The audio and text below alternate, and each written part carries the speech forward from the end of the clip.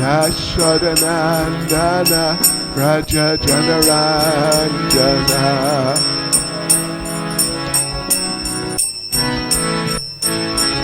Yashodanandana Vraja Janaranjana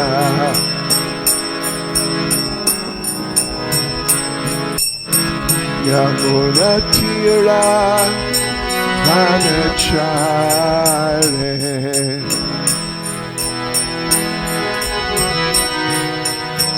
Yamuna Tira Vanachare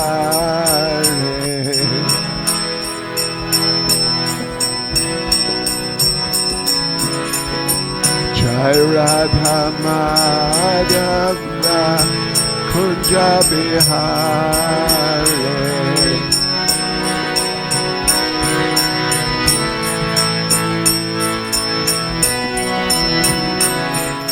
Jai Radha Madhava Kunja Bihare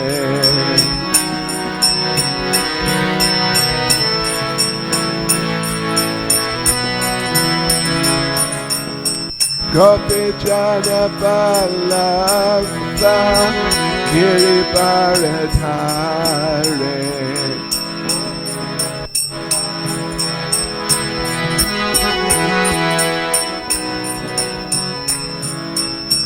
Gopi Jana Ballava Giribaradhare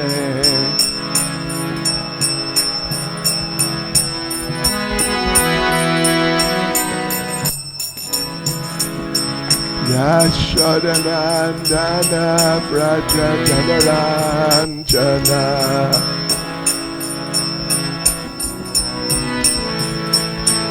Yashodanandana Vraja Janaranjana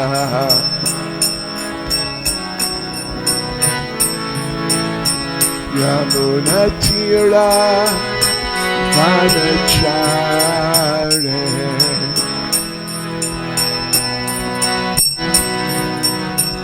Yamuna Tira Vanachare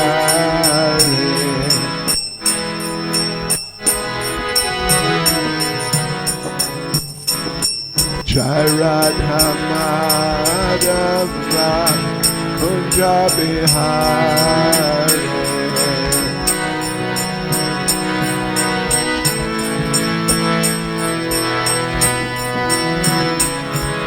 Jai Radha Madhava Kunja Bihare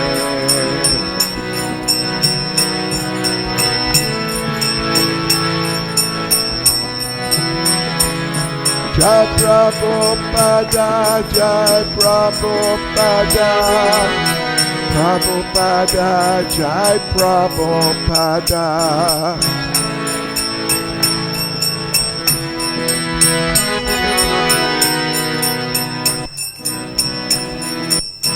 Jaya Prabhupada Jai Prabhupada Jai Prabhupada Jaya Prabhupada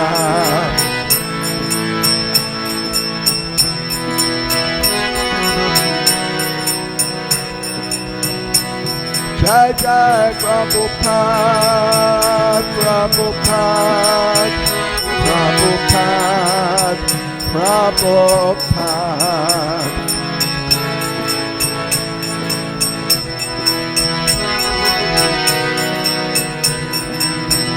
Jai Jai Prabhupada Prabhupada Prabhupada Prabhupada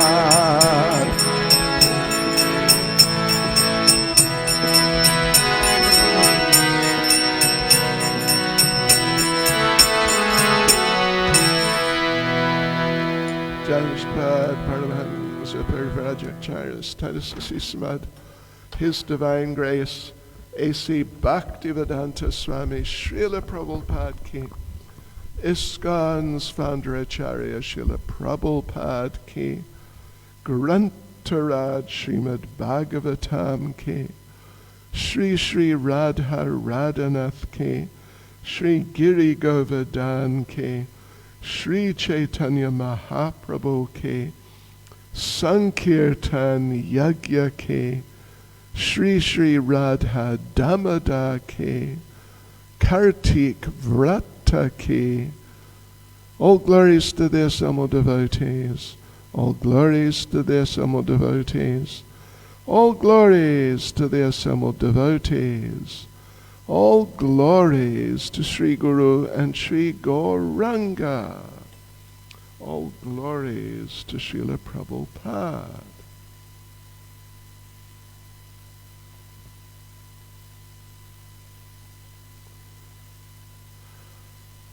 Om Namo Bhagavate Vasudevaya.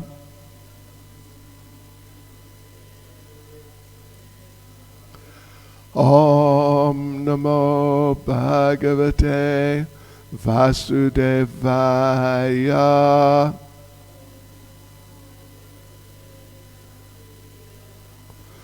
Om Namo Bhagavate Vasudevaya.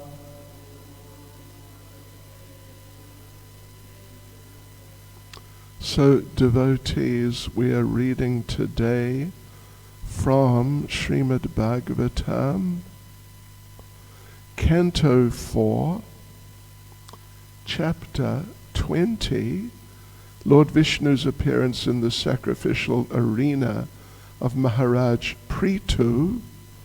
And as I understand, we're reading today verse 25. Okay, verse 25, very good. Just a moment here. Let us just, right, okay.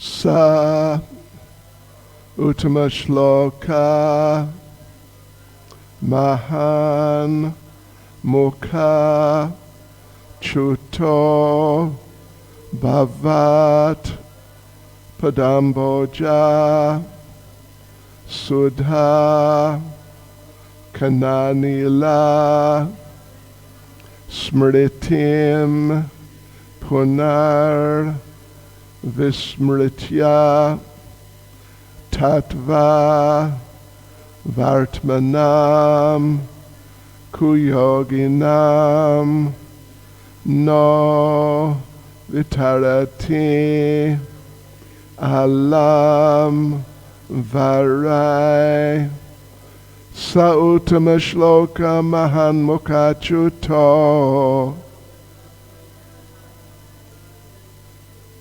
Bhavat Padam Boja Sudakananila Smritim Pranavismritya Tattvavartmanam Kuyoginam no Vitaratyalam Varai Sautama Shloka Mahan Mukhachuto Bhavat Padam Boja Sudakananila Smritim Purnavismritya Tattvavartmanam Kuyoginam no Vitaratyalam Varai Sautama Shloka Mahan Mukhachuto Bhavat Padam Boja Sudakananila Smritim Pranavismritya Tattvavartmanam Kuyoginam no vitarat yalam varai.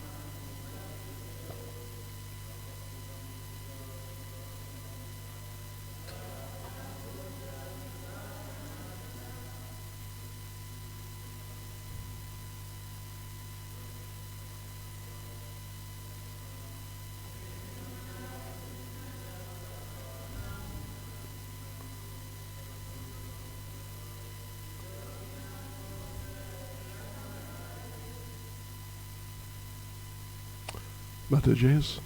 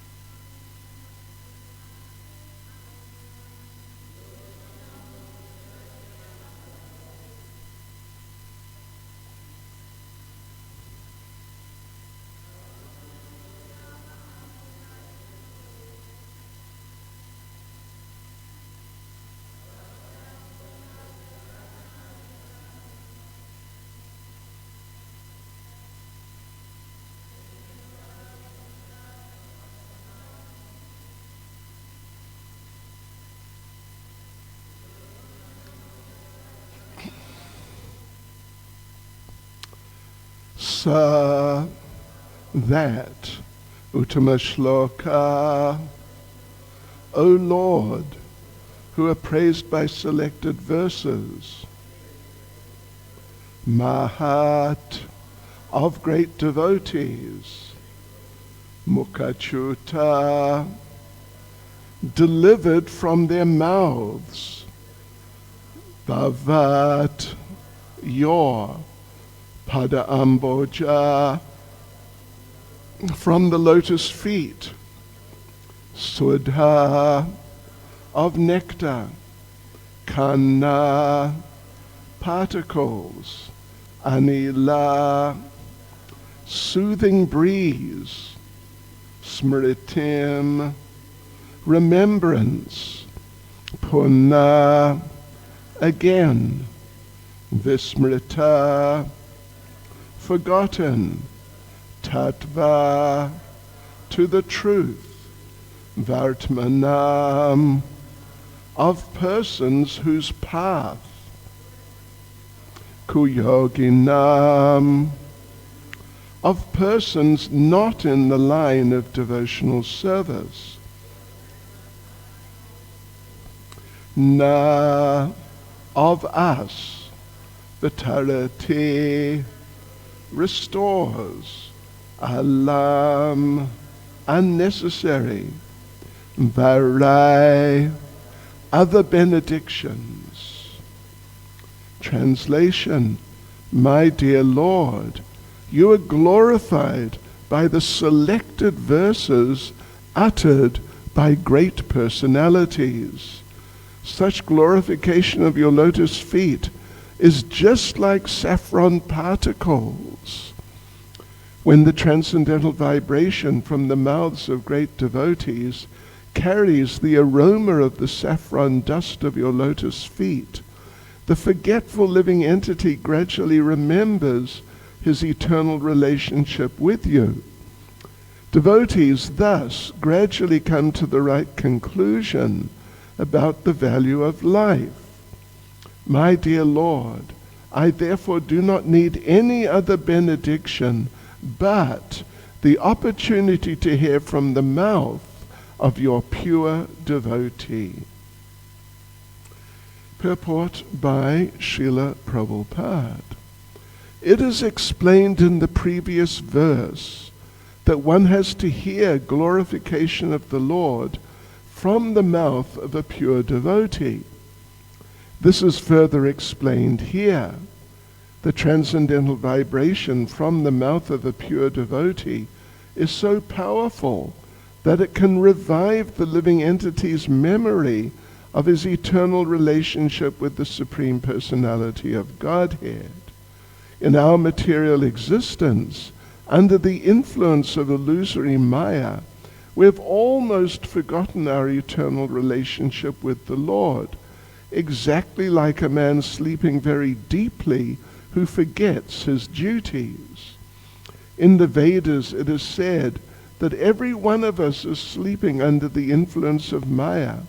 We must get up from this slumber and engage in the right service, for thus we can properly utilize the facility of this human form of life. As expressed in a song by Thakur Bhaktivinoda, Lord Caitanya says, Jeev Jago, Jeev Jaga. The Lord asks every sleeping living entity to get up and engage in devotional service so that his mission in this human form of life may be fulfilled. This awakening voice comes through the mouth of a pure devotee. A pure devotee always engages in the service of the Lord, taking shelter of his lotus feet, and therefore he has a direct connection with the saffron mercy particles that are strewn over the lotus feet of the Lord. Although when a pure devotee speaks, the articulation of his voice may resemble the sound of this material sky, the voice is spiritually very powerful because it touches the particles of saffron dust on the lotus feet of the Lord. As soon as a sleeping living entity hears the powerful voice emanating from the mouth of a pure devotee, he immediately remembers his eternal relationship with the Lord, although up until that moment he had forgotten everything. For a conditioned soul, therefore, it is very important to hear from the mouth of a pure devotee who is fully surrendered to the lotus feet of the Lord without any material desire, speculative knowledge, or contamination of the modes of material nature. Every one of us is kuyogi because we've engaged in the service of this material world, forgetting our eternal relationship with the Lord as his eternal loving servants. It is our duty to rise from the kuyogi platform to become suyogis, perfect mystics. The process of hearing from a pure devotee is recommended in all Vedic scriptures, especially by Lord Caitanya Mahaprabhu. One may stay in his position of life. It does not matter what it is. But if one hears from the mouth of a pure devotee, he gradually comes to the understanding of his relationship with the Lord and thus engages in his loving service, and his life becomes completely perfect. Therefore, this process of hearing from the mouth of a pure devotee is very important for making progress in the line of spiritual understanding. Sautama shloka mahanmukha chuto bhavat padam boja sudha kananila smritim puna vismrita tattva vartmanam kuyoginam no vitaratyalam varai. Translation: My dear Lord, you are glorified by the selected verses uttered by great personalities. Such glorification of your lotus feet is like saffron particles. When the transcendental vibration from the mouths of great devotees carries the aroma of the saffron dust of your lotus feet, the forgetful living entity gradually remembers his eternal relationship with you. Devotees thus gradually come to the right conclusion about the value of life. My dear Lord, I therefore do not need any other benediction but the opportunity to hear from the mouth of your pure devotee. Nama Om Vishnupadaya Krishna Prestaya Bhutale Srimati Bhaktivedanta Swaminiti Namane Namaste Saraswati Deve Gauravani Pracharane Nirvishesha Shunyavadi Paschatya Deshatarane Sri Krishna Chaitanya Prabhu Nityananda Sri Advaita Gadadha Shivasadi Gaura Bhaktavrinda Hare Krishna Krishna Krishna Hare Hare Hare Rama Rama Rama Hare Hare Vanchakalpatarubhyascha Kripa Sindhubhya Evacha Patitanam Pavanebhyo Vaishnavebhyo Namo Namaha. Hare Krishna. Shri Shri Radha Radhanath Shri Giri Govardhan Shri Chaitanya Mahaprabhu Ki Jai. Shri Shri Radha Damodar Ki Jai. Devotees. Well, this is a very beautiful verse and very beautiful purport. Of course, everything in Srimad Bhagavatam is very nice, but some things are even more very nice than others. Just as we understand, we have good, better, best, and then even better than best, and then even better than that, and there's no limit, actually, to the level of goodness or betterness like that. And so the transcendental sound vibration coming from the mouths of the devotees is particularly it's always valuable if it's coming from the mouths of devotees, but there are devotees and there are devotees. Even it could be said, possibly, there are pure devotees and there are pure devotees, which may sound contradictory, but it's not exactly.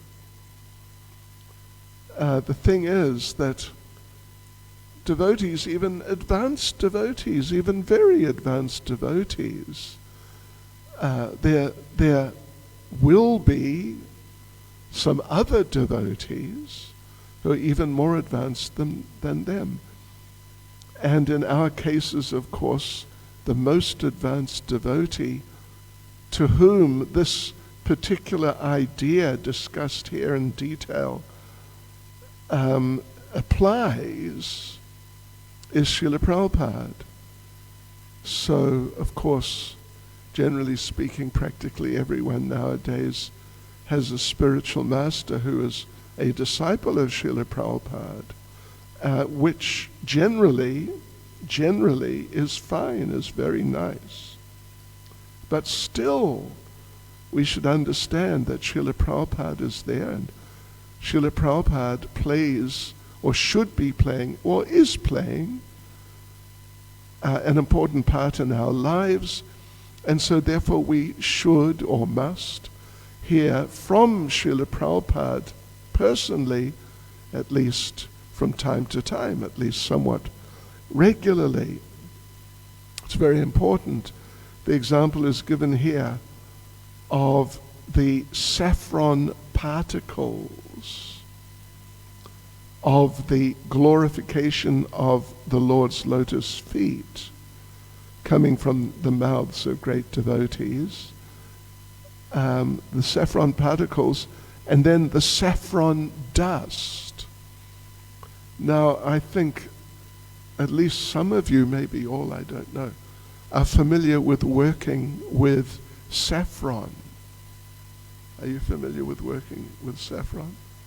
You know, it comes in these little sort of ribbony type things. You've seen them, sort of like orangey, browny, yellowy sort of color. But you may have noticed, if you just take them, and for example with milk, just put them as they are within milk, you have to put really a lot in for the milk to pick up much flavor or color. Did you notice that? But there's a process for preparing the saffron by which one basically dry roasts it. I mean, it's sensitive, it's subtle, not too much, not too little, but you dry roast the saffron and then you sort of pound it into a powder, and then you put a small amount in some milk or something else, but particularly I notice with milk. And before you know, you've got this yellow milk with this aroma and this taste of the saffron, and with just the regular strands which come out of, normally it's like little plastic boxes type of things. Now you'd have to put a few boxes worth in to get that effect. Are you familiar with that? You are? Well, good on you, because many devotees aren't. And they just put in lots of saffron. But you don't need to. But you got to prepare it. We were taught that a few years ago by a Gujarati devotee, twice initiated Mataji. And I tell you what a difference it makes. What a great difference. So therefore, I mean, it's interesting that Prabhupada here, or the verse itself is stating that the kana means the particles. Yes. Sudha kana, the nectar particles of the saffron and the saffron dust of the lotus feet of the Lord. They have, I mean, they're very, very special. So yes, I mean, as far as I can see, that's a subtlety here in this verse.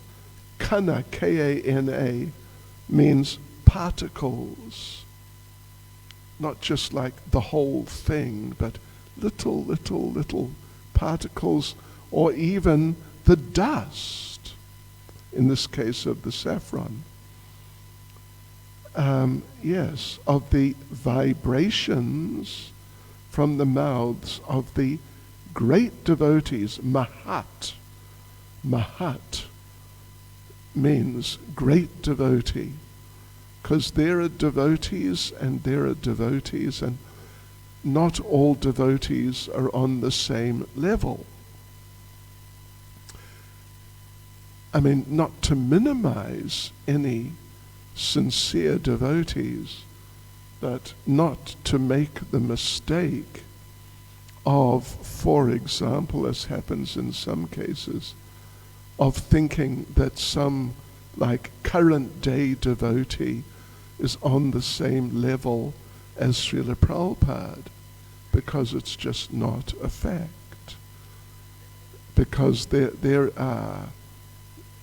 great variety in the levels of nice devotees and good devotees, and even, in a sense, pure devotees. Probably you remember that Srila Prabhupada once, right in the beginning, like maybe 1968, something like that, Srila Prabhupada was asked, how many pure devotees are there in ISKCON?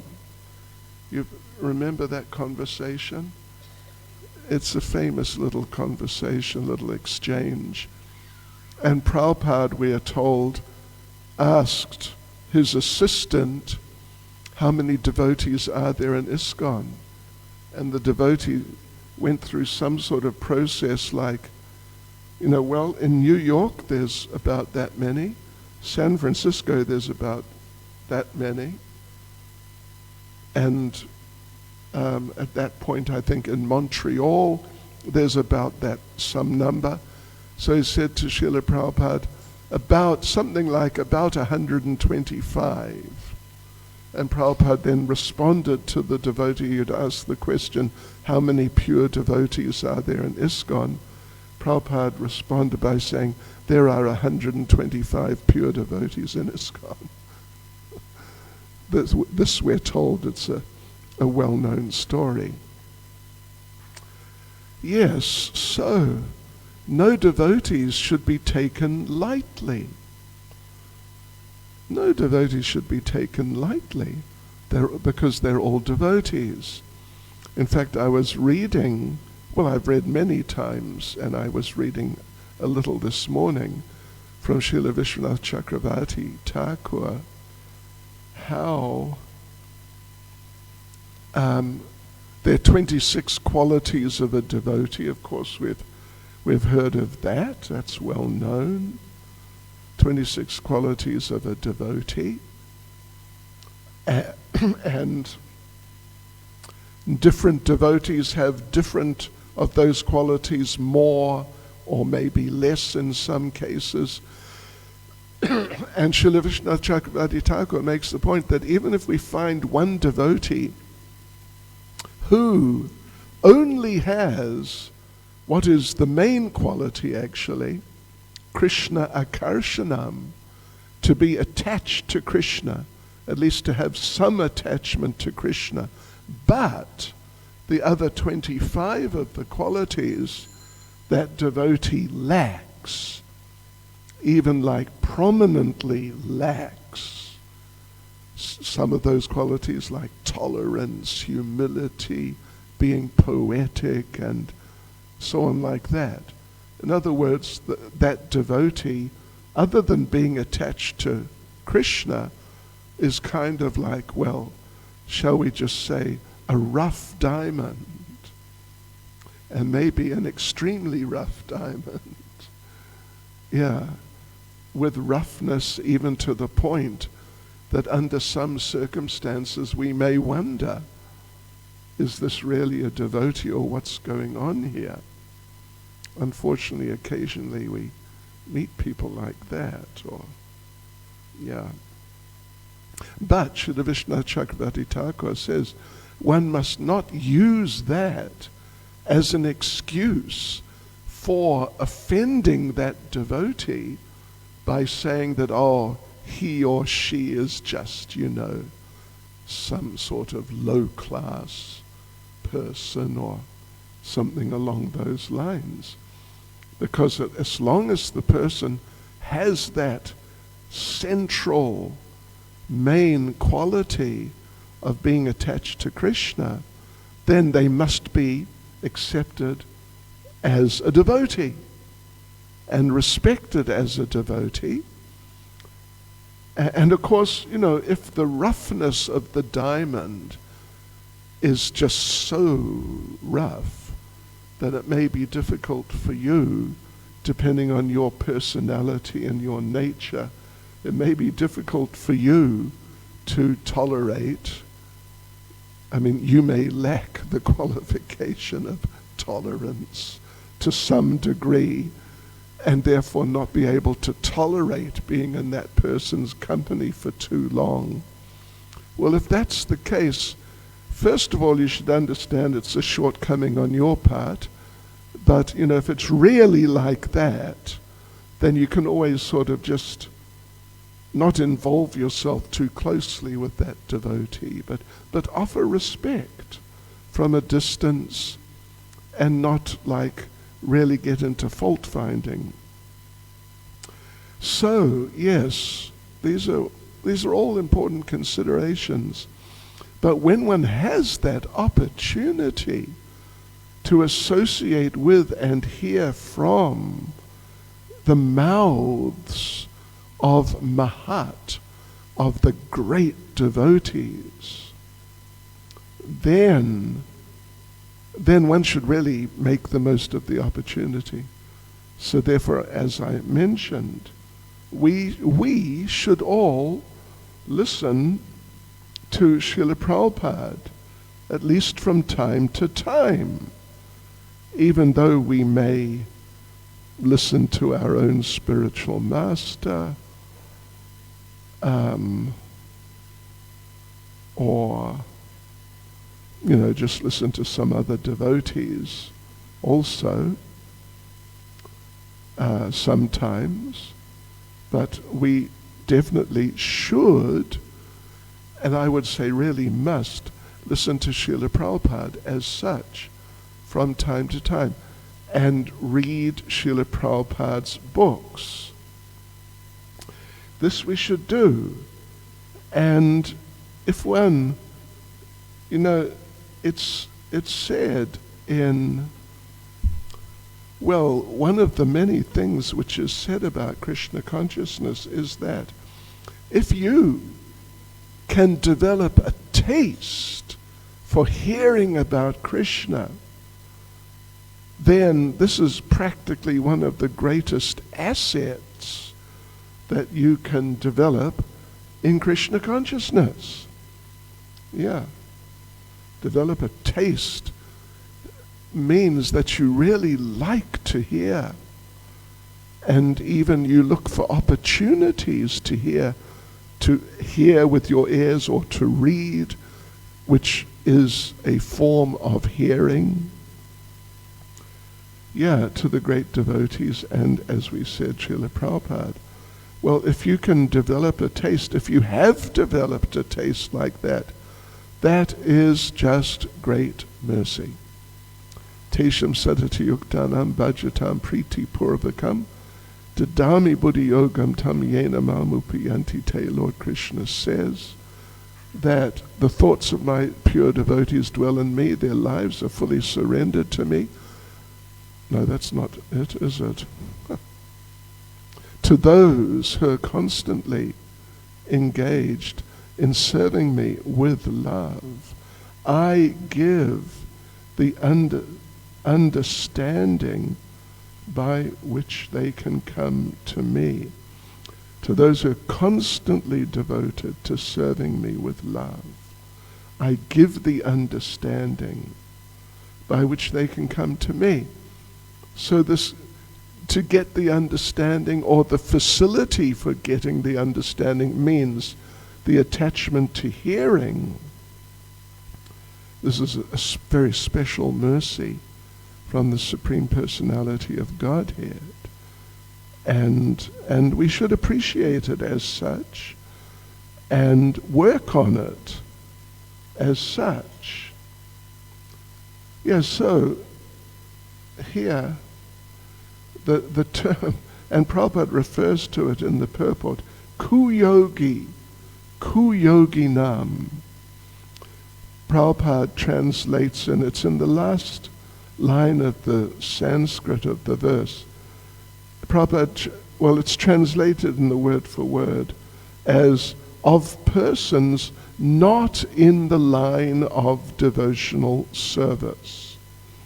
And one interesting little point, which I was also this morning reading Srila Vishwanath Chakravarti Thakur's purport to this verse, and he refers, it's interesting, to verse 8. Verse 8, I'll just read the translation. Although within the material nature, one who is thus situated in full knowledge of the Paramatma and Atma is never affected by the modes of material nature, for he is always situated in my transcendental loving service. Well, as long as he or she is actually always situated in the Lord's service, that's fine. But otherwise, the point that Srila Vishwanath Chakravarti Thakur makes in his purport to this verse 25 is that if the person who has this knowledge of Paramatma super soul, and knowledge of Atma, of the soul, but is not really engaged in pure devotion, in the loving service of the Lord, then they are, take a guess what they are. Any suggestion? They're ku-yogis, he says.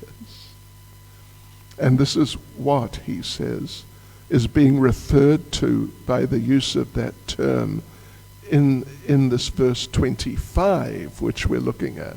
It's interesting, isn't it?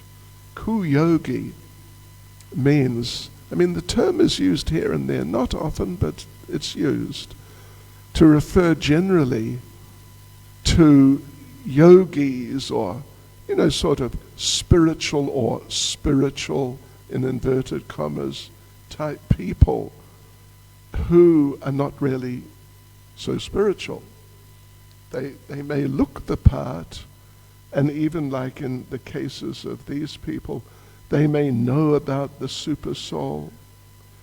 They may know about the soul within their bodies and the bodies of others. But they're on the level of Brahman and Paramatma. They're not on the level of Bhagavan, worship or service to the Supreme Personality of Godhead in his ultimate feature, his Bhagavan feature. So, interesting little point. He says that therefore this, what's stated as in verse 8 is, anyway, an interesting type of situation. And Prabhupada makes the point here in the purport that first of all he says, every one of us is ku-yogi because we have engaged in the service of this material world. And he doesn't say, but in other words, even though we're in knowledge of the super soul and the soul, but then Prabhupada continues, forgetting our eternal relationship with the Lord as his eternal loving servants. So yes, whatever, there are many different types of variations of people who have forgotten their relationships with the Lord. First of all, of course, there's the karmis, and Prabhupada says here, the way he puts it is interesting, that in verse 25, in our material existence, under the influence of illusory Maya, we have almost forgotten our eternal relationship with the Lord, exactly like a man sleeping very deeply who forgets his duties. That's interesting, isn't it? He doesn't just say just forgotten like in a total sense, but almost forgotten. And we meet people regularly who have not completely forgotten the Supreme Personality of Godhead, but they're fairly close to it. They're kind of well on the way in that direction.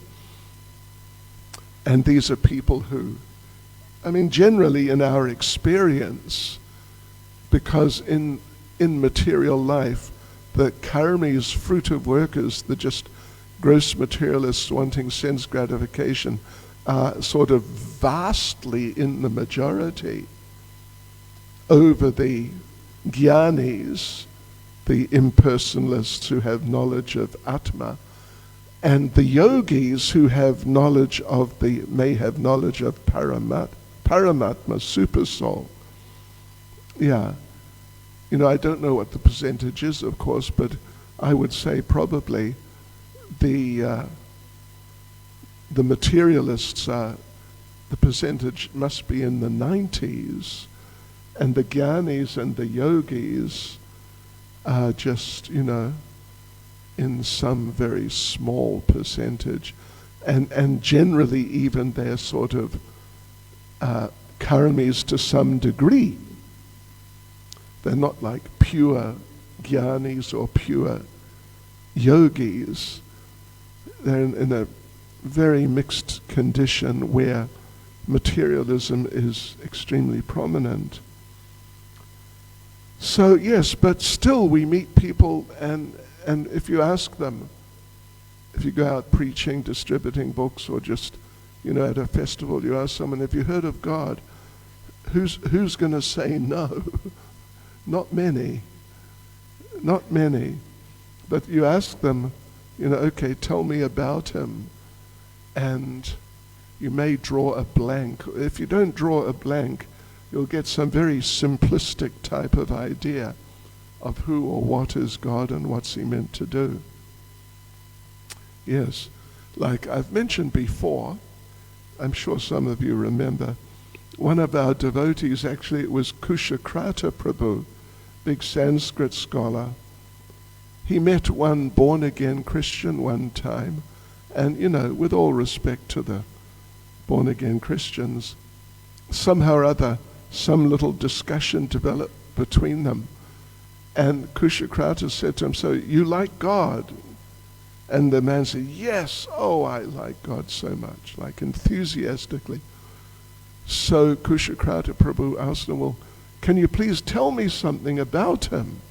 And the man said, sure, God is so great, and God is so wonderful, and God loves us all, and he's so great, and he's so wonderful, and he loves us all, and he's so great, if you get the idea. This is what Kushakrata Prabhu told us about this encounter he had.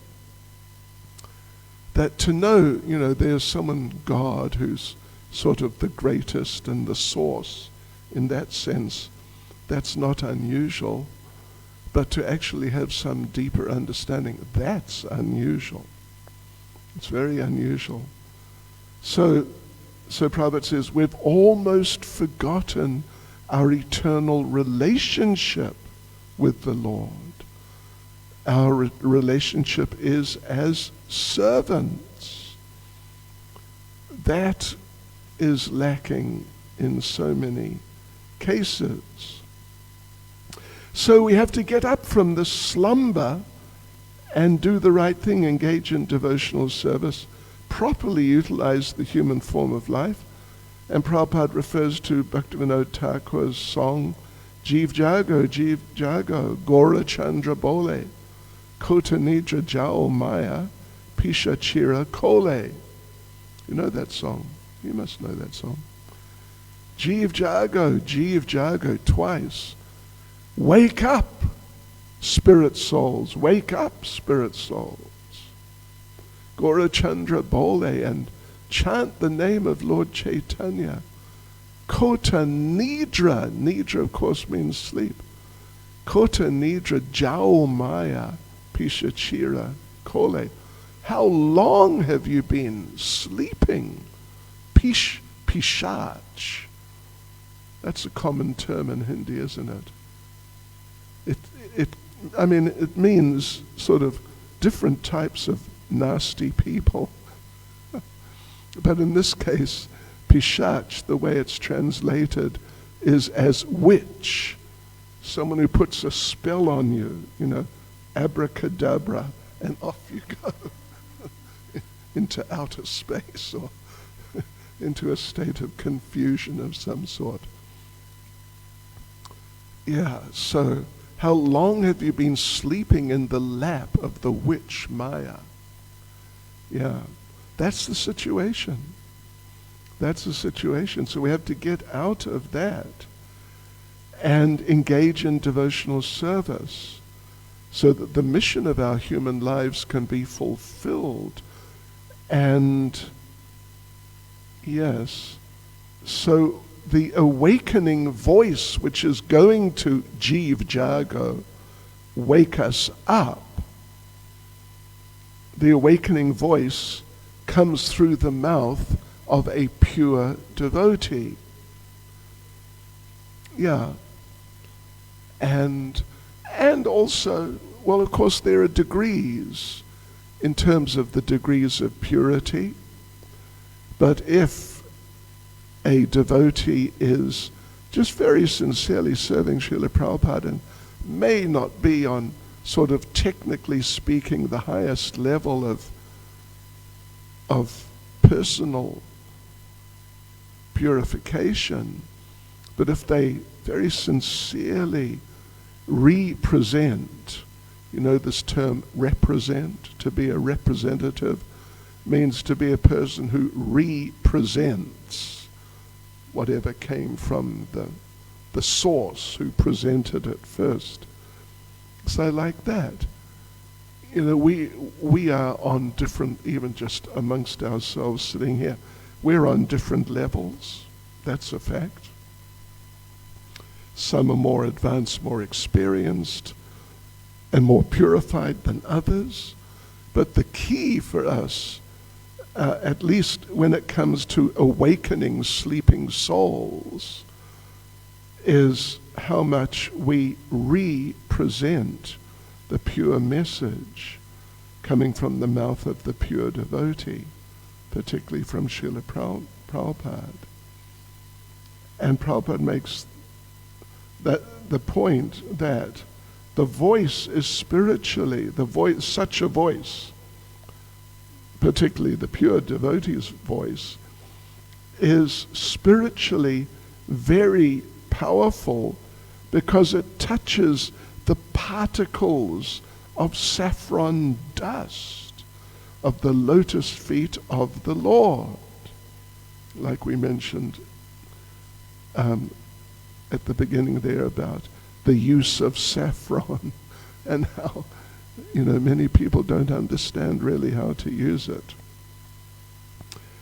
Yes, so therefore, as soon as the sleeping soul hears the powerful voice from the mouth of the pure devotee, then it's sort of like a shock wave.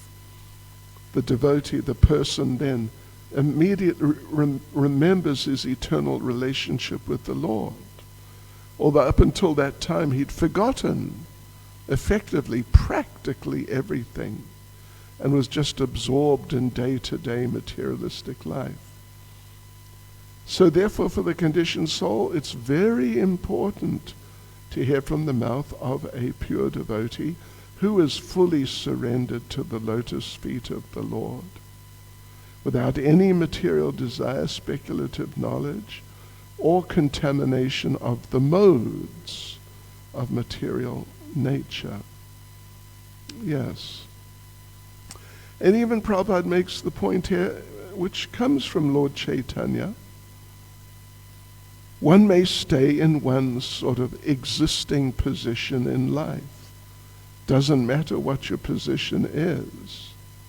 But if you hear from the mouth of a pure devotee, gradually you'll come to not just recognize that, oh yes, I have a relationship with the Lord, but to actually understand one's relationship with the Lord and become fully absorbed in the Lord's loving service. And therefore this process of hearing from the mouth of a pure devotee is very important for making progress in the line of spiritual understanding. Hare Krishna. Any comments, questions, points?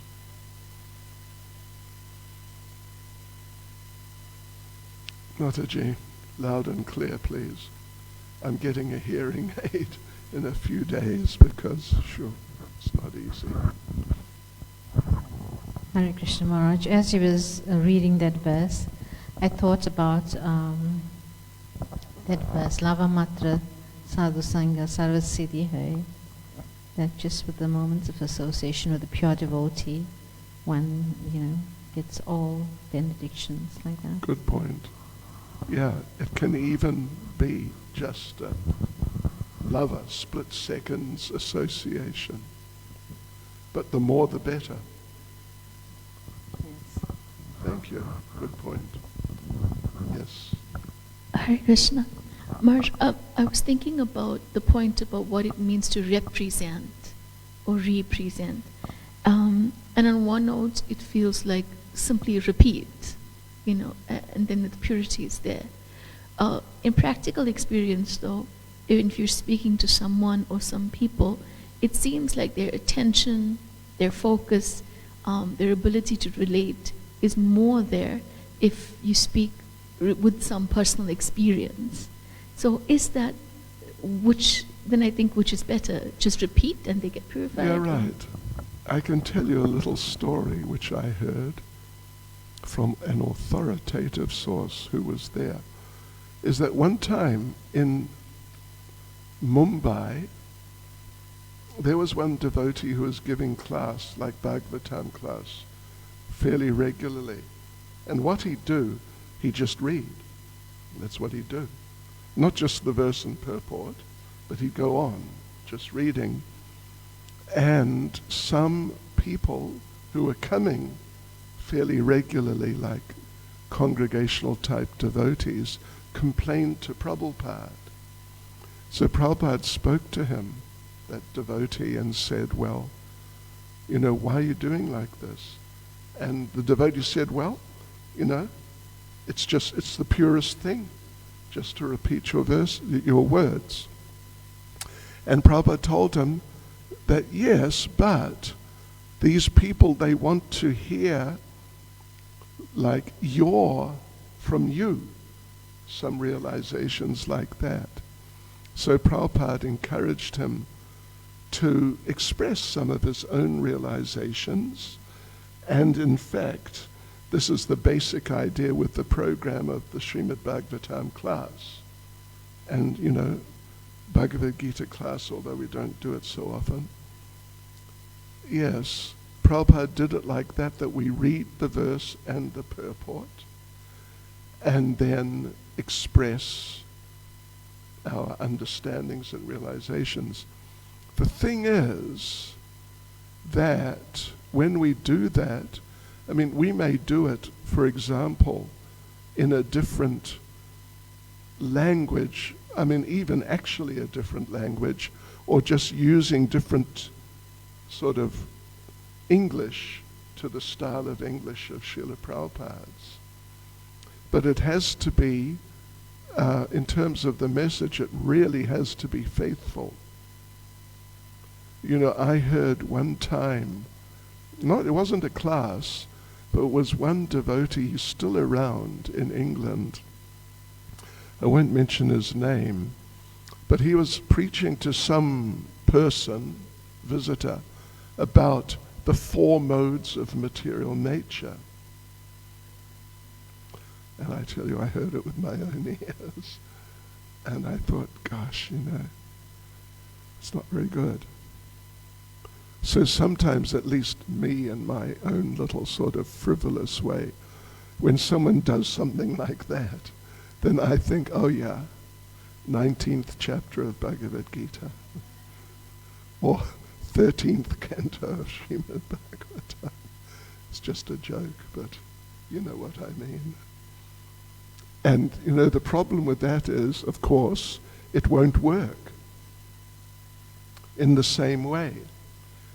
And someone who is just sort of in the habit of presenting in that style, basically speculating, they're not going to be able to move people, like have a deeper impact on people and possibly help change the lives of other people. But someone who really does present in a faithful way, then they can or will change the hearts of people, because some of that transcendental saffron powder or dust is actually coming through. Yeah.